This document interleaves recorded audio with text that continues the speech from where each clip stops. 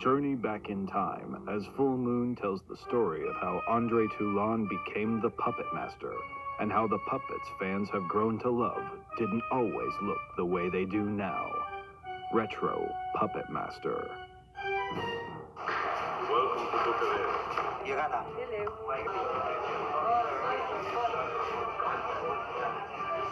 I would like to welcome you to the real world. A world of magic, of gods, and of monsters. For effects artists Chris Bergschneider and Jeff Farley, the daunting task of creating 6 new puppets based on Charles Band's original designs proved to be a welcome challenge. I got kind of excited, at least, because I was getting a little sick of seeing all the old puppets, and they were starting to get a little, I think they're starting to get a little tired. I think the public was starting to get tired of seeing them, too. Yes, the nice thing about sequels is the opportunity to keep an idea alive, yet with some fresh avenues. And the thing, I had to agree with Jeff, that the advantage to making, new characters and some, how would you say, historical or ancestral versions of some of the ones we know, like Pinhead or Tunneler or Retro Blade. Those were kind of fun, but the new guys like Dr. Death and Cyclops, and the Cyclops guy. The Cyclops is one of the new ones that's basically an older grandfather, perhaps a great uncle to people like Torch or Decapitron, which are the more current characters. But it's still a lot of the same vein where you have somewhat malevolent action going on with some really cute characters. I'd have to say there's always an apprehension when you're playing around with established icons, no matter what it is, whether it's, the new Enterprise or a new Coke bottle design or a new puppet, especially like a retro tunneler, something that somebody has already seen before. You do have to keep a certain flair. It's like redesigning the Frankenstein's monster.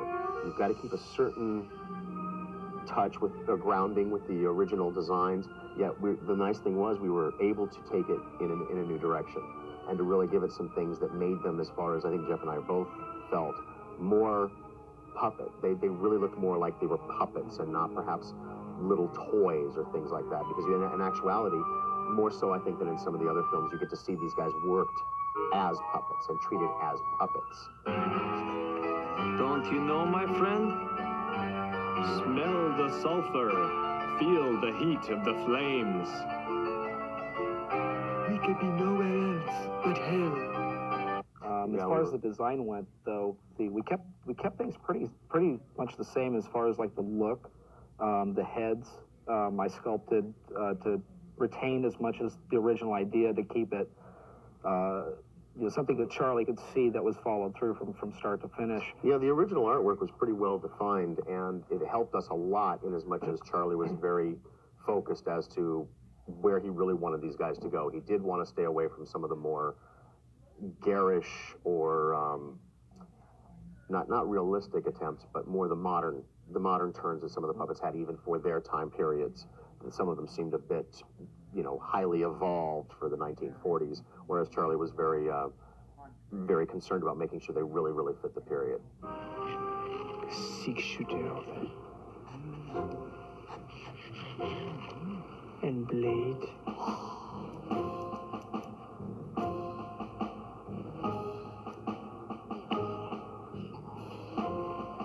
Drill Sergeant.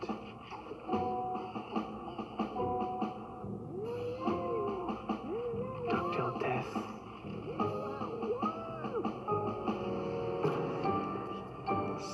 Cyclops. For the actors, shooting this latest adventure in Romania added an authentic atmosphere for which to work in.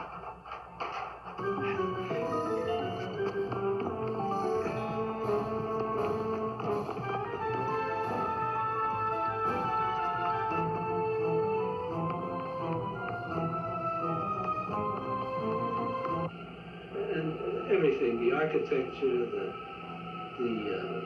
the spirit of the people, I think it's different than American films. American films are very slick and good-looking for the most part, but this brings the old world to it, and that's what it needs, the old world. It's not just a horror film or a thriller; it's a love story too, between Toulon and Ilsa and their loyalty to each other. So there are many dimensions.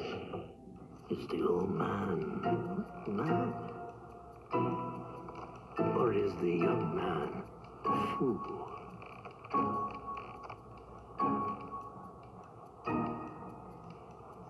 Look over there, young man.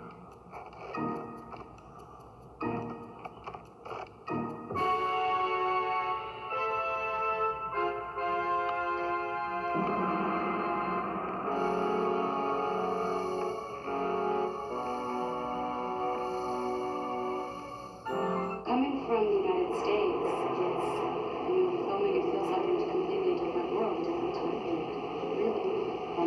Europe is so different from the States, and Eastern Europe is incredibly different. So it's just added to it 100%, and just the whole mood of the piece is just different because of just being here. It's fabulous. I hadn't seen the other Puppet Master movies before I came. My character's in them, and I thought I might have some prejudgments as to the film that we're shooting if I was immersed in what the other films are about. And this one takes place before all of them, so I don't really need to know a lot about that. And the puppet should be a surprise, and a lot of it should be a surprise in the discovery of all of it. I didn't really expect the elaborateness that they go to here with the sets and the costumes and things like that. And I was very pleasantly surprised. The puppets are really interesting to me anyway to watch when I've seen the shows. I think they're fascinating, and I like the magic. Yeah, the one thing that we did not have on this was the incredible, how would you say, assistance or addition of somebody like Dave Allen to do stop motion. These were all done literally as puppets. They were, in some scenes, they're rotted. In other scenes, they're cable-controlled servo mechanisms. In other scenes, they're actually wired with as many as 5 and 6 and 8 marionette strings. You know you've got limitations. You've got a certain amount of time. You have to make something, in one way or another, practical. It has to be, it has to be created one way or another, whether it's with a wire or a stick or just something smeared on front of the camera lens. But a 15-day shooting schedule doesn't allow you that much time, especially in Romania in the winter. It was a little tough. The highlight for the cast and crew was the return of Guy Rolfe as the elder Andre Toulon. It was funny because as it is with any of your top-end players, they're in for a very short period of time. They're like hitmen. They come in, do their job, they're taken care of, and they're gone. But when he did come in for his scenes, that you see him sort of in the very first part of the film, where he's coming in out of the cold and opening the trunk in the little abandoned tavern or the room there, we were literally coming in out of 0-degree temperatures into an unheated sound stage. You can see your breath in the stage. It's the same old box that was there when he, that they'd used before. And it almost seemed like when he sat down, when he walked in and opened up that thing and started talking to them, like he hadn't missed a beat.